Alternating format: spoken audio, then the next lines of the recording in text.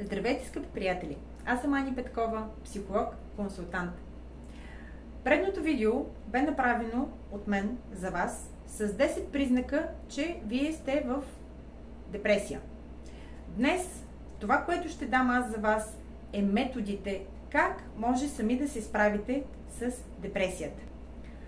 Първото, което трябва да направите, първата крачка за излизане от депресията е това да се погрижите за тонуса и за настроението си. Поставяйте всеки ден по малки цели, малки и лесни за реализиране. Лесни, но всеки ден методично трябва да правите по нещо за себе си. И най-вече, бъдете търпеливи. Това ще отнеме време. Втората стъпка за излизане от депресия, това е да се обърнете към близки. Роднини, приятели.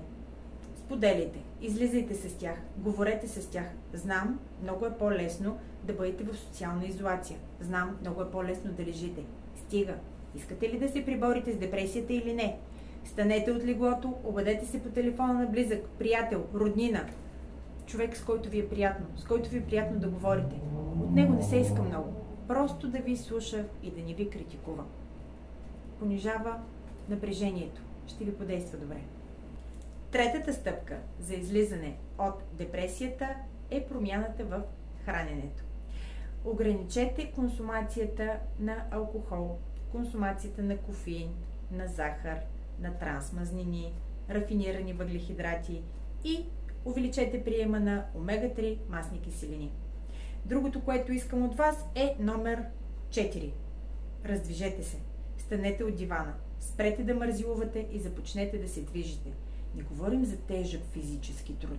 Говорим за движение. Каквото и да е, но да е движение. Имайте предвид, че спорта понижава стреса и вкарва достатъчно кислород в клетките, което ви помага да се чувствате добре. Първо правите нещо за себе си, за тялото, тонизирате се и снижава напрежението. Петата стъпка за излизане от състоянието на депресия е, когато рязко разнообразите ежедневието си. Започнете да излизате сред природата. Природата много зарежда. Обърнете внимание домашния си любимец. Впуснете се отново в хобитата, които обичате да правите. Разнообразете това ежедневие. Станете от дивана и стига с тази меланхолия. Като казах меланхолия, моля ви се, спрете по време на депресия или пък в състоянието на дупка.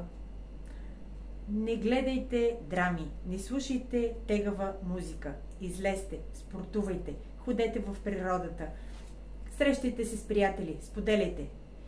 И скъпи приятели, в крайна сметка, ако нито едно от петте не помогне, шестото съвет към вас, потърсете професионална помощ.